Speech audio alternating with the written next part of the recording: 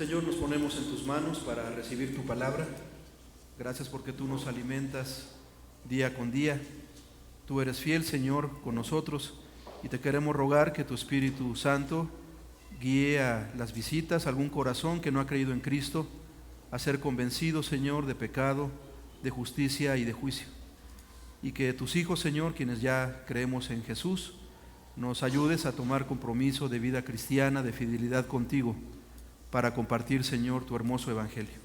Ayúdanos, por favor, que tu nombre sea glorificado y tu Espíritu Santo nos dé el entendimiento en esta tarde, en Cristo Jesús. Amén. Tomen asiento, hermanos, por favor.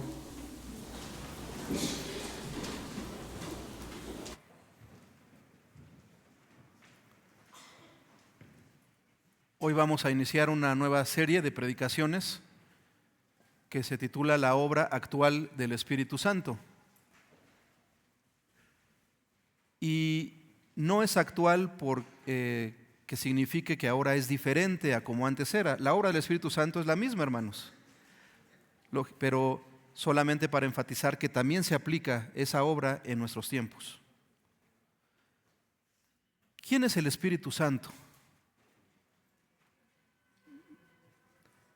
La Biblia revela que el Espíritu Santo es la tercera persona de la Trinidad, no tercera por menos importante, sino porque así en la palabra de Dios normalmente se le cita. Por ejemplo, en la Gran Comisión, cuando nos pide Jesús que hagamos discípulos de Él, dice bautizándolos en el nombre, dice, del Padre y del Hijo y del Espíritu Santo. Pero hermanos, creemos en un Dios trino. 3 personas en un solo Dios. El Espíritu Santo es Dios, es una persona, no es una fuerza, no es una influencia, y es creador también. En el Génesis vemos que la palabra de Dios dice, hagamos al hombre. No nos cuesta trabajo entender que esa palabra pluralizada hace referencia a un Dios en 3 personas. El Espíritu Santo en la creación también. Y el Espíritu Santo como creador de la nueva naturaleza espiritual, como vemos aquí en nuestro texto 2 de Corintios 5:17, el que está en Cristo es que, hermanos, nueva criatura. El Espíritu Santo nos da ese nuevo nacimiento, nos regenera.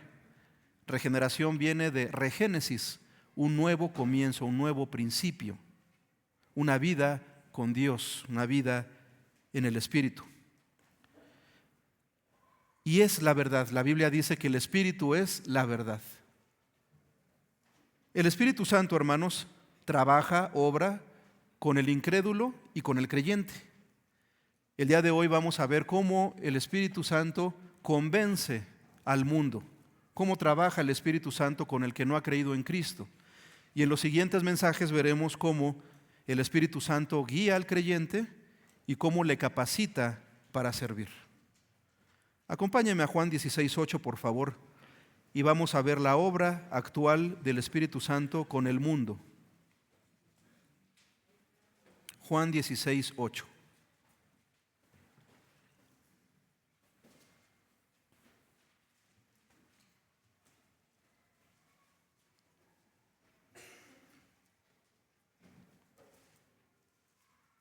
Y vamos a ver que su obra es que Él convence de pecado, de justicia y de juicio.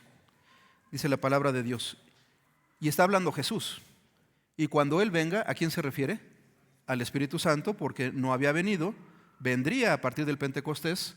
Antes el Espíritu Santo, hermanos, venía de forma temporal a los profetas, a los siervos de Dios, les encomendaba una tarea, venía un poder sobrenatural del Señor y les empoderaba para poder hacer esta labor. Les daba el poder, la capacidad, pero luego se retiraba. Y aquí Jesús está diciendo, cuando Él venga, ¿Él qué, hermanos? Convencerá. ¿Convencerá a quién? Al mundo. ¿De qué? De pecado, de justicia y de juicio. Este verbo convencer básicamente significa sacar a la luz, exponer, evidenciar. También se usa para reprender, refutar y corregir. En pocas palabras, hermanos, el Espíritu Santo le hará ver al inconverso. También es corregir o reprender exponiendo a su maldad o a su error, convencerlo de su pecado para llevarlo al arrepentimiento y a la verdad, porque el Espíritu Santo nos guía al arrepentimiento, dice la palabra de Dios. Este término, esta palabra convencer, se utiliza tanto en el contexto de la convicción divina, la obra que hace el Espíritu Santo con el incrédulo, como también dentro de la comunión de los creyentes. Pero ese no va a ser el tema de hoy, hermanos. También como hijos de Dios nos podemos corregir, pero la forma como dice la Biblia que lo hagamos es con amor y misericordia. Pero es esta misma palabra, dar luz, exponer. Entonces Él convencerá al mundo. ¿Quién es el mundo, hermanos? La Biblia nos habla o utiliza esta palabra que se traduce como mundo de tres formas distintas. Una de ellas es para referirse a este planeta Tierra, la palabra cosmos. La otra es a la humanidad, a todas las personas. Y la tercera es al sistema que tiene ideologías contrarias a la palabra de Dios. El príncipe de las tinieblas que ahora opera en los hijos de desobediencia, Satanás. Ese sistema de maldad, ese sistema en contra de la verdad de Dios, también se le llama mundo. Pero en particular, hermanos, la obra del Espíritu Santo que queremos hablar en esta tarde se refiere a la segunda, a la humanidad. En Juan 3:16 dice, porque de tal manera amó Dios ¿a quién? Al mundo, y dio a su Hijo. No es al planeta Tierra, no es a este sistema de maldad, es a los hombres. Él se dio por la humanidad. Todo ser humano que vive y ha vivido en esta tierra. Dios ama a la gente y desea salvarlos, dice 2 de Pedro 3:9, no queriendo que ninguno perezca, sino que todos procedan al arrepentimiento. Aunque el mundo está en pecado, hermanos, Dios muestra su gracia y misericordia hacia todos los seres humanos, hacia todas sus criaturas. ¿Y desde cuándo convencería el Espíritu Santo? Desde que Él vino, porque Jesús dijo, cuando Él venga. Desde el Pentecostés, en Hechos 2, que vino el Espíritu Santo a morar permanentemente en el corazón de los creyentes. Su labor, hermanos, en tres partes. Primero, convencer de pecado. Regresa a Juan 16:9. Leemos, de pecado, ¿por qué, hermanos? Por cuanto no creen, ¿en quién? En mí, es decir, en Jesús. Hermanos, aquí encontramos una gran verdad en dos sentidos. No creen en mí, entonces seguirán en pecado y siguen en pecado. O la otra, el pecado de incredulidad. De pecado por cuanto no creen en mí. Es el pecado que Dios no va a perdonar, hermanos, y que nos condena a todos los que muramos en delitos y pecados sin creer en Cristo. El pecado nos condena. No creer en Jesús, porque el que no cree en Él es condenado. El incrédulo entonces está rechazando a Cristo, el único medio de salvación. Esto lo vemos en Hechos 4:12. Y el Espíritu Santo despierta la conciencia del pecador, haciéndole ver la gravedad de su rebeldía contra Dios. Por eso la importancia de reconciliarse con Dios. Vamos a Hechos 2:37, por favor, hermanos, en donde vemos la obra del Espíritu Santo en el corazón de la gente que escuchó el primer sermón de Pedro. ¿Cuánto nos gustaría a los predicadores que el Señor nos usara así, en donde se convirtieran más de 3,000 personas, hermanos? Dios nos use como Él quiera. Pero en su primer sermón de Pedro, hermanos, fue tremendo. Antes de llegar al 37, déjenles doy un resumen de su predicación. Es un análisis de su sermón. Él da testimonio de Jesús, del 22 al 24. Pedro presenta a Jesús como el centro de su mensaje, porque habla de Jesús aprobado por Dios. Habla de la crucifixión de Cristo. Habla de la resurrección de Cristo. Y habla de la profecía que David dijo en el Antiguo Testamento. Y aclara Pedro que no hablaba de él mismo, sino que hablaba de Jesús. Y la de la promesa de la resurrección de Jesús. Y termina Pedro del 32 al 36 hablando de la exaltación de Jesús. La palabra que más se repitió en lo que les dije, ¿cuál fue, hermanos? Jesús, Cristo, Jesucristo. Y esto nos da luz, hermanos, de cómo el Espíritu convence. Dice el versículo 37, al oír esto, ¿sé qué?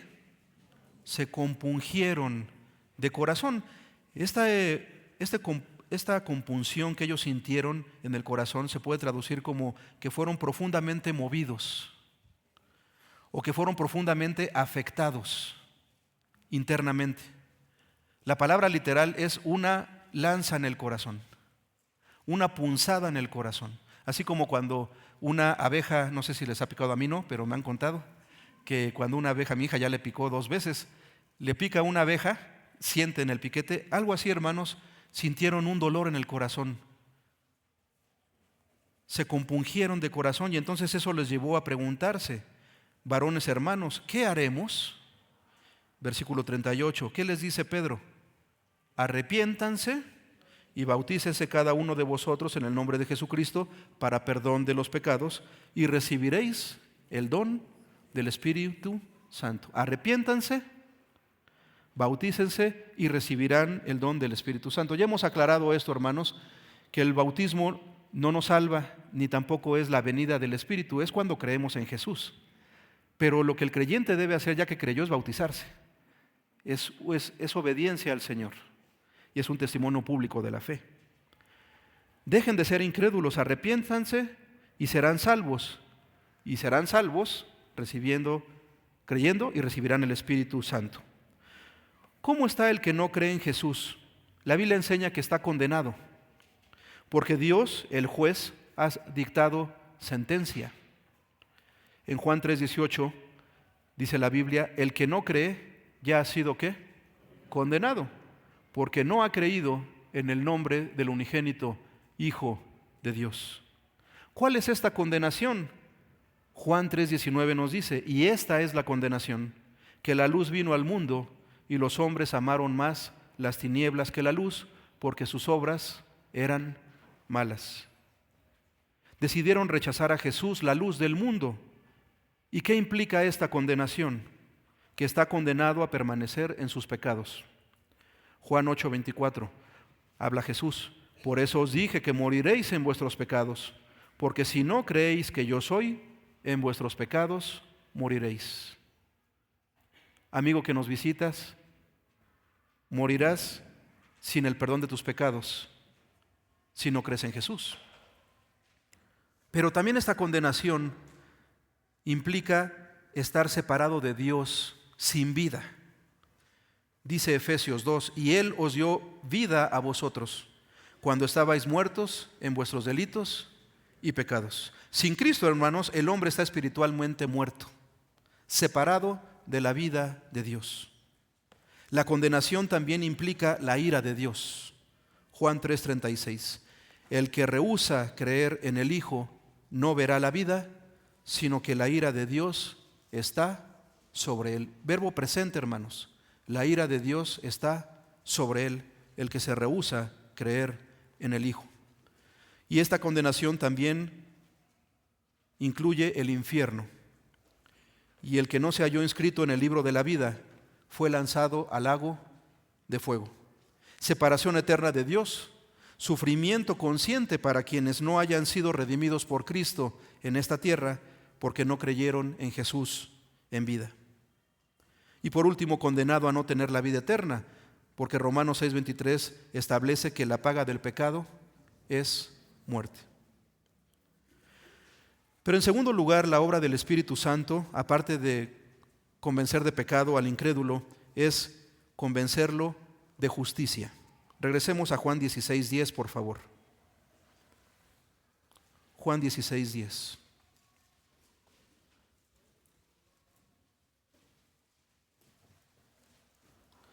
Y de justicia, por cuanto voy a quién, hermanos, al Padre, y no me veréis más. Jesús dijo esto. Hermanos, si Cristo no hubiera resucitado, no hubiera ascendido. ¿Están de acuerdo? ¿Cómo es que Cristo ascendió? ¿Por qué ascendió? Porque su justicia, el pago de redención, fue acepto al Padre. De allá era Cristo y allá volvió. Él pertenece allá. Y dice la Biblia que está a la diestra del Padre. Él ascendió y está a la diestra del Padre intercediendo por nosotros. Dado que Él cumplió la justicia de Dios con su sacrificio, Él ascendió al Padre a los cielos. Si Cristo no hubiera cumplido la justicia que Dios demandaba, hermanos, no hubiera ascendido al cielo. Se hubiera probado que solamente era hombre. Pero el Espíritu Santo, hermanos, está señalando al incrédulo la justicia perfecta de Cristo como el estándar divino. La justicia aquí mencionada no es la del ser humano, es la justicia de Jesús. Dado que Dios se aceptó de su justicia, entonces Él ascendió. Y esto nos habla Filipenses 2, 9 al 11, por lo cual Dios también lo exaltó hasta lo sumo y le dio un nombre que es sobre todo nombre, para que en el nombre de Jesús se doble toda rodilla de los que están en los cielos y en la tierra y debajo de la tierra, y toda lengua confiese que Jesucristo es el Señor, para gloria de Dios Padre. Entonces Él entregó su vida, Dios le exalta hasta lo sumo y le da un nombre que es sobre todo nombre. Gloria a Dios por Cristo, hermanos. El Espíritu Santo convence al pecador de que su propia justicia es insuficiente. Leamos Isaías 64:6, por favor. Isaías 64:6.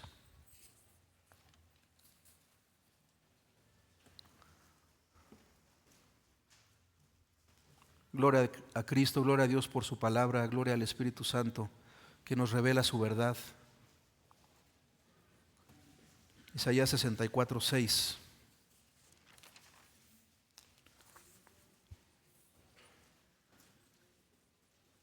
Y eso es palabra de Dios, hermanos. Si bien todos nosotros somos como ¿qué? Suciedad. Y todas nuestras ¿qué? Justicias, ¿como qué? Trapo de inmundicia. Y caímos todos nosotros como la hoja, y nuestras maldades nos llevaron como viento. El Espíritu Santo convence al pecador de que su propia justicia es insuficiente, hermanos, para que Dios se agrade y le salve. Se requiere entonces la justicia de Dios, que Él haya entregado su vida a favor nuestro. Cuando el apóstol Pablo predicó en Atenas, él explicó que Cristo resucitado sería el juez de todos, estableciendo un estándar de justicia que supera cualquier logro humano. Dice Hechos 17:31, por cuanto ha establecido un día en el cual juzgará al mundo con justicia, por aquel varón a quien designó, dando fe a todos con haberle levantado de los muertos. Pero cuando oyeron lo de la resurrección de los muertos, unos se burlaban, no creyeron, lo rechazaron, y otros decían, ya te oiremos acerca de esto otra vez. Y así Pablo salió de en medio de ellos, mas algunos creyeron, juntándose con él. Habrá quien crea, habrá quien no crea, cuando se predica la palabra. Pero el juicio, hermanos, vendrá. Y ese nos lleva al tercer punto. El Espíritu Santo convence de juicio. Juan 16:11. Regrese, por favor. Juan 16:11. Y de juicio, por cuanto el príncipe de este mundo ha sido juzgado. La Biblia enseña que el príncipe de este mundo es Satanás. Pero es príncipe, hermano, no es rey. El único rey, ¿quién es? Nuestro rey Jesús. Dios mismo, nada más. Satanás, hermanos, es un enemigo vencido, derrotado. A veces no sé por qué algunos cristianos le quieren dar el peso, o parece que le dan mucho peso y valor porque le temen al diablo. El diablo está derrotado, hermanos. Dios creó al diablo, es una criatura y aún él se somete a la voluntad de Dios. Dios lo puede usar para sus propósitos. Lo vemos con Job. Está bien, pero no lo mates, le dio permiso Dios. Él no es un agente libre.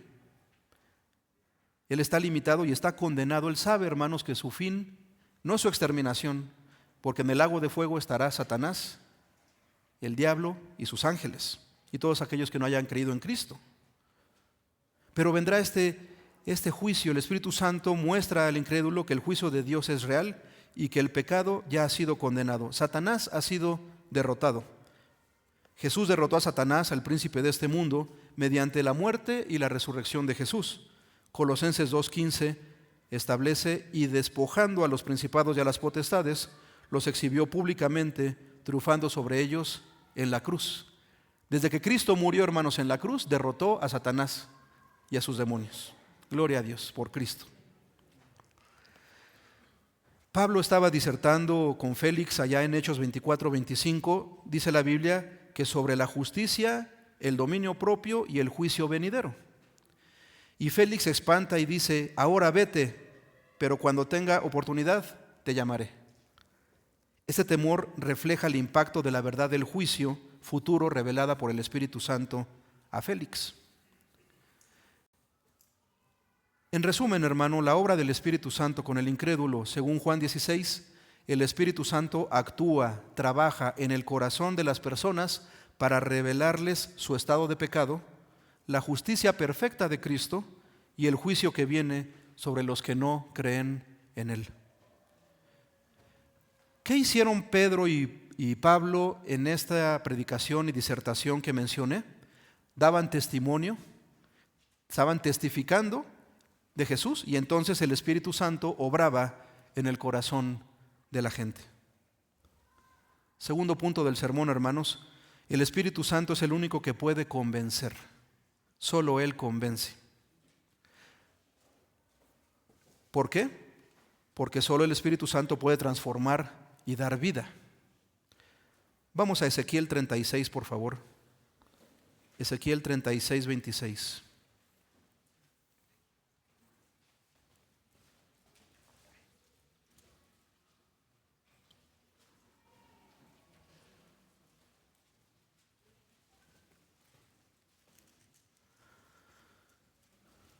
Ezequiel 36, 26. Dios está hablando y dice: os daré corazón nuevo y pondré espíritu nuevo dentro de vosotros, y quitaré de vuestra carne el corazón de piedra, y os daré un corazón de carne, y pondré dentro de vosotros mi espíritu, con mayúscula, mi espíritu, su Espíritu Santo, y haré que andéis en mis estatutos y guardéis mis preceptos y los pongáis por obra. ¿Quién hace esta obra, hermanos? Dios. Su Espíritu Santo regenera. El cambio es interno, es una obra exclusiva del Espíritu Santo. Él es quien da nuevo nacimiento. El que cree en Jesús, nuevamente, nueva criatura es, y Dios le regenera por la obra del Espíritu Santo. Los seres humanos pueden compartir el Evangelio, nosotros usar la lógica, apelar a las emociones y confrontar el pecado.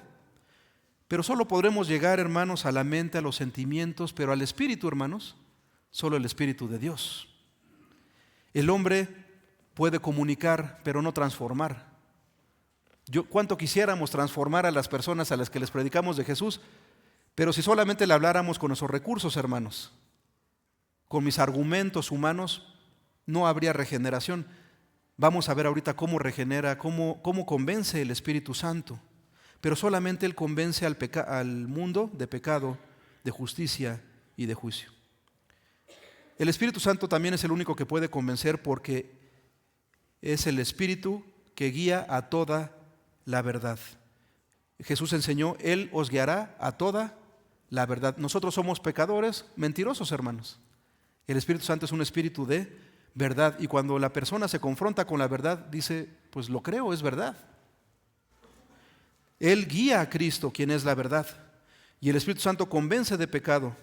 Y no solamente es un acto intelectual o emocional, es una transformación espiritual. El Espíritu es santo, en Él no hay pecado, Él es veraz. También Él es el único que puede convencer, porque es espíritu y se puede comunicar con nuestro espíritu. Él nos dio espíritu, aliento de vida, y fue el hombre, dice Génesis, un ser viviente. Tenemos un espíritu que nos mantiene el aliento. Y el Espíritu Santo a los creyentes da testimonio a nuestro espíritu de que somos hijos de Dios. ¿Cómo tenemos ese testimonio los creyentes? Porque su espíritu comunica, le habla, le da testimonio a nuestro espíritu y le dice: tú eres hijo de Dios. El que es hijo de Dios lo sabe, que somos Él, porque tenemos a su espíritu quien nos da testimonio. Y el espíritu es el único que puede convencer el espíritu del no creyente, que está separado de Dios. ¿Cómo convence el Espíritu Santo, hermanos? convence a través de la palabra de Dios, del Evangelio. El Espíritu Santo utiliza la Escritura para revelar la verdad de Dios y mostrar al ser humano su condición espiritual. ¿Recuerdan en Efesios 6 que habla de la armadura del cristiano? Dice, y tomad la espada de ¿quién? Del Espíritu, que es la ¿qué? La palabra de Dios. La espada del Espíritu es la palabra de Dios, es decir, el Espíritu utiliza la palabra como su espada, hermanos, para convencer al incrédulo. Pero es la palabra de Dios. Y Pedro dijo en Romanos, porque no me avergüenzo del Evangelio, porque es poder de Dios ¿para qué? Para salvación a todo aquel que cree. Cuando la palabra, hermanos, es predicada, compartida, ya sea audiblemente o leída, porque la persona también puede leer la Biblia, el Espíritu Santo lo aplica al corazón del oyente, le muestra su pecado y la necesidad de salvación. Pero es a través de la palabra de Dios. Y convence con relación al testimonio de Cristo. Esto es muy importante, hermanos, con respecto al testimonio de Cristo. No lo leímos, pero les quiero leer Juan 15:26. Jesús enseñó, pero cuando venga el Consolador, a quien yo os enviaré del Padre, el Espíritu de verdad, el cual procede del Padre, Él dará testimonio acerca de mí. Jesús enseñó que el Espíritu Santo dará testimonio ¿de quién? De Jesús mismo. Dará testimonio de mí, testificará, hablará de mí. El Espíritu Santo apunta, hermanos, a Cristo y a su obra, suficiente para redimir al pecador. Él obra directamente en la conciencia y el corazón para convencer de pecado, de justicia y de juicio en relación con Jesús. Su labor es mostrar a Cristo y su obra, porque Él es el único medio de salvación. Solo Cristo salva, hermanos. Amén. Solo Cristo salva. Les voy a dar 3 argumentos. Tengo desde la A hasta la J, pero no voy a mencionar todos. Solamente les voy a dar 4. ¿Por qué solo Cristo salva? Porque Cristo es el único mediador entre Dios y los hombres. 1 Timoteo 2, del 5 al 6. Porque hay un solo Dios y un solo mediador entre Dios y los hombres, Jesucristo, hombre. Nadie más nos puede reconciliar con Dios, solo Jesucristo, hombre. Dios es espíritu, hermanos, y por ser Dios Él no fue creado. Nosotros somos sus criaturas, fuimos creados por Él para alabanza de su gloria. Pero somos creados. ¿Cómo un Dios, hermanos, santo, espíritu, sin contacto con el pecado, podrá tener relación con nosotros? Se requería un mediador. Y un mediador que participara de ambas naturalezas, la divina y la humana. Por eso es que Dios se hizo hombre, Él se encarnó, para que el mundo le viera. Cercano está Jehová. Se necesitaba de un mediador, un intercesor, un intermediario, Jesucristo, hombre. Pero también porque es el único hombre sin pecado. Dice la Biblia que Él fue tentado en todo según nuestra semejanza, pero sin pecado. Él fue tentado como tú y como yo, hermano. Y quizá en cosas que no hemos sido tentados, Él fue tentado, pero nunca pecó. Él es el único hombre sin pecado y por eso Él puede salvar y pagar por los pecados nuestros. Dice la Biblia, si alguien quisiera morir por el otro, dice por el bueno, porque no quisiéramos morir por los pecadores, hermano. Si alguien osara morir por el bueno, si alguien, no sería suficiente, no podría ser posible. Ahora Cristo murió por los pecadores, hermanos. Solo Él salva. Y porque Dios tiene la autoridad para perdonar pecados. Cuando Él sana a este joven, le dice, hijo, tus pecados te son perdonados. Los fariseos se escandalizan y le dicen, es que al decir eso te estás haciendo como Dios, porque solo puede Dios perdonar pecados. Y les dijo, pues para que veáis que el Hijo del Hombre tiene potestad en la tierra para perdonar pecados, a ti te digo, levántate, toma tu lecho y anda. Solo Dios tiene autoridad para perdonar pecados y Jesús, siendo Dios encarnado, posee esa autoridad porque Él es Dios. Él venció la muerte, hermanos. Nadie más ha vencido la muerte. Solo Él resucitó. Y el último argumento es porque la misma Biblia lo enseña, así de claro. Si fuera poco lo anterior, porque la Biblia lo enseña muy claramente. Hechos 4:11. Este Jesús habla de Él. Y en ninguno otro hay salvación. porque no hay otro nombre bajo el cielo dado a los hombres en que podamos ser salvos. Solo Cristo salva, hermanos. Entonces el Espíritu Santo convence al incrédulo de pecado, de la justicia de Cristo y del juicio venidero. Pero todo a través de Jesús y su obra, lo que Él ha hecho, porque Él da testimonio de Él. Solo Cristo es el idóneo y suficiente para que podamos ser salvos. Visitante, amigo que estás con nosotros, cree en Jesús. Esa es la invitación. Ya, hermanos, entendimos hasta aquí que el Espíritu Santo convence al incrédulo con el Evangelio, la palabra de Dios, pero ¿cómo la escucha la persona? ¿Cómo le llega la palabra de Dios a su vecino, a su familiar? ¿Cómo le llegó a usted? ¿Quién da ese mensaje, hermanos? ¿Quién lo debe de dar? Nosotros. Venimos a ser los creyentes una extensión del ministerio del Espíritu Santo, sin ser el Espíritu Santo, hermanos. Dado que lo tenemos a Él, podemos comunicar de Cristo y su obra. Somos portadores del Evangelio, un tesoro en vasos de barro, hermanos. Muy frágiles somos, pero para que la excelencia del Señor sea manifestada y vista de los demás, para que glorifiquen su nombre, para que crean en Él. La palabra de Dios debe llegar a sus corazones, la deben de escuchar. Ha habido testimonios de gente que se encuentra una Biblia, la lee y el Espíritu Santo le convence y cree en Cristo y es salvo. Gloria a Dios. Pero también usted, hermano, puede compartir ese mensaje. ¿Cuál es entonces la labor del creyente en relación con el mundo?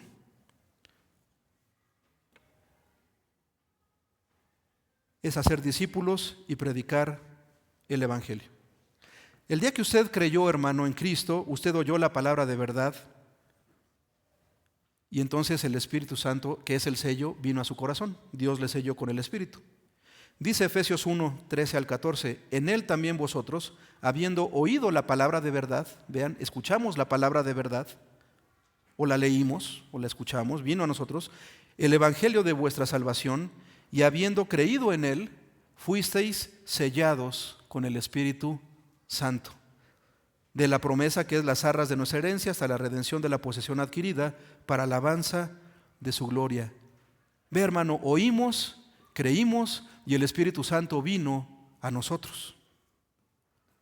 Y ya teniéndolo somos una extensión del ministerio del Espíritu Santo. La gran comisión, Mateo 28, por tanto, ¿qué, hermanos? Id y haced discípulos a todas las naciones. Marcos 16, 15, id por todo el mundo y predicad el Evangelio a toda criatura. Tenemos que llevar el mensaje de Jesús, hermanos, a la gente. Tenemos que ser testigos de Cristo. Pero recibiréis poder cuando haya venido sobre vosotros el Espíritu Santo y me seréis testigos en Jerusalén, en Judea, en Samaria y hasta lo último de la tierra. Pregunta, hermano, ¿ya vino el Espíritu Santo a su vida? ¿Cuándo viene? No es una segunda experiencia, es cuando creímos. La Biblia dice, ¿recibisteis al Espíritu Santo cuando creísteis en Él? Es una pregunta retórica. Creemos y viene a nosotros. Y si usted ya le recibió, hermano, entonces usted es ¿qué? Testigo de Jesús. Quizá no lo sabía, ya hoy no tenemos pretexto. No lo vimos, hermano, no vivimos hace 2000 años para ver a Cristo, pero por fe, hermano, le conocemos y le hemos visto. Bienaventurados los que sin haber visto, creyeron. Y ahí estamos tú y yo, quienes ya creímos en Jesús. Y si ya creímos, el Espíritu Santo está en nosotros y somos ahora testigos de Jesús. Usted es un testigo de Jesús en potencia. Usted como creyente tiene la responsabilidad de ser testigo de Cristo, no solo localmente, hermano, sino globalmente. Donde Dios le lleve, hermano. Si usted se muda de casa de una colonia a otra, ahí en esa nueva colonia. Si usted le lleva a otra provincia en México, ahí, hermano, ser testigo de Cristo.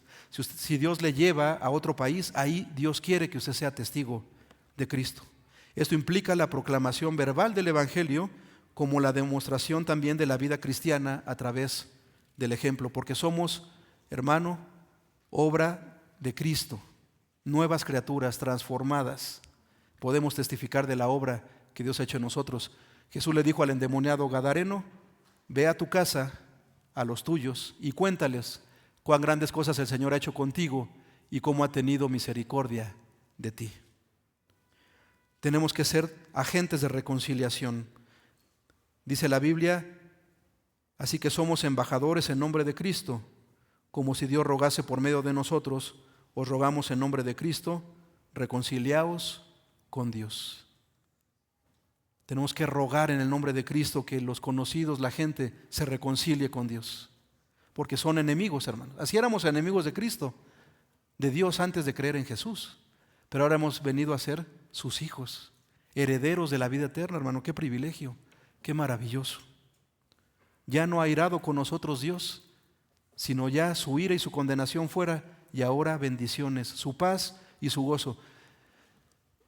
Nos sentimos, hermanos, muy bien en el templo, en su presencia, cuando oramos, cuando cantamos. Sentimos el gozo y la paz a pesar de la tribulación. Pero ¿cómo será el cielo, hermanos? Un lugar maravilloso. Matemáticamente yo podría aventurarme a decir 1 a una potencia infinita, ¿no? No tenemos ni idea, hermano. Hemos probado poquito, pero lo mejor está por venir. Es importantísimo, hermano, que entendiendo nuestra labor como esos hijos de Dios fieles que compartimos el mensaje de Jesús, la importancia de la oración. Dado que es una obra del Espíritu, el Espíritu es quien va a convencer a la persona. Eso yo no lo puedo hacer, pero sí puedo orar. Señor, úsame, haz tu obra en Él. Te pido que Él no te rechace. Reflexiona en esta semana, hermano, honestamente, ¿por qué no evangeliza? Si es su caso, no es para todos, hermanos, pero si fuera su caso, pregúntese, ¿por qué no evangelizo? Puede haber muchas razones, pero en la iglesia estamos para ayudarnos y para que, si es por temor, si es por desconocimiento, eso no sea un impedimento, ¿verdad? Que no sea solamente porque no quiero. Ojalá pudiera, pero no quiero. Que no sea eso, hermano. ¿Por qué no evangelizo? ¿O por qué no salgo a evangelizar a mis vecinos? Pregúntese honestamente. Mire, hermano, termino con estas verdades y una invitación. Vimos el día de hoy, el Espíritu Santo es quien convence al incrédulo de su pecado y de la idoneidad y la suficiencia de Cristo para redimir a quien cree en Él. ¿Lo creemos, hermano? Amén. ¿Lo hemos experimentado? Gloria a Dios. Nuestra labor es testificar de Jesús y su obra de amor y de perdón. Amigo que nos visitas, cree en Cristo hoy, entrégale tu vida. Dile si reconoces tu pecado que te separa de Dios. Perdóname, Dios, mis pecados, sálvame, salva mi alma. Creo en Jesús como mi único Salvador, idóneo y suficiente Salvador. Hermano, que ya crees en Cristo, te aplico a que apliques lo que yo le llamé el lee, ora, dile y comparte. Vamos a Isaías 6:8, por favor. Vamos a leer algo. Isaías 6:8.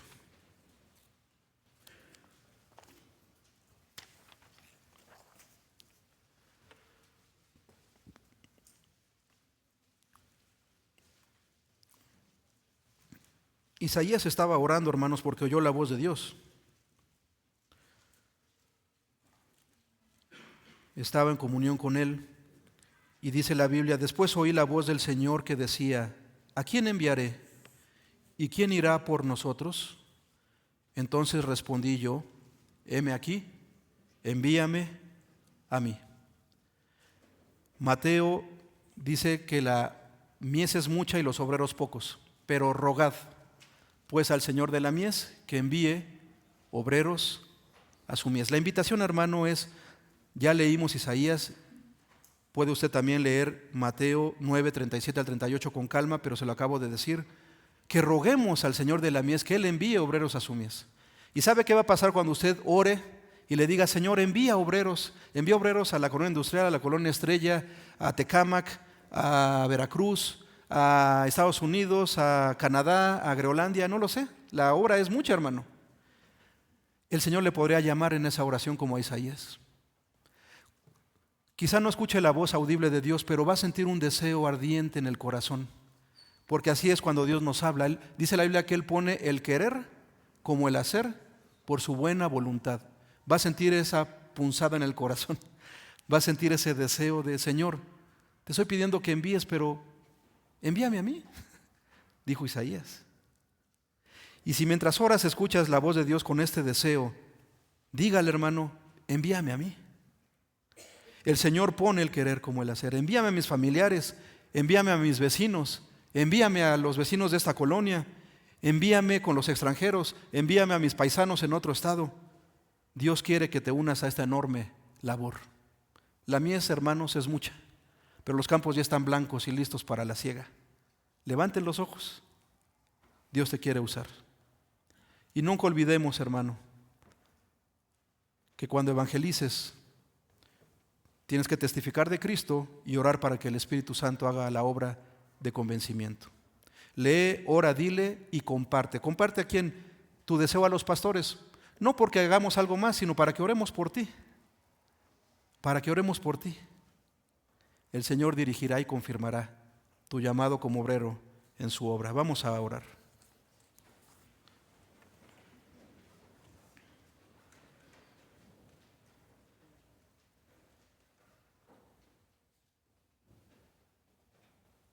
Ora ahí en silencio, dile a Dios lo que hay en tu corazón, si su Espíritu te habló a través de su palabra, ya sea que tengas que pedir perdón o decirle: aquí estoy, úsame, Señor, díselo. Él sigue preguntando: ¿a quién enviaré? ¿Y quién irá por nosotros?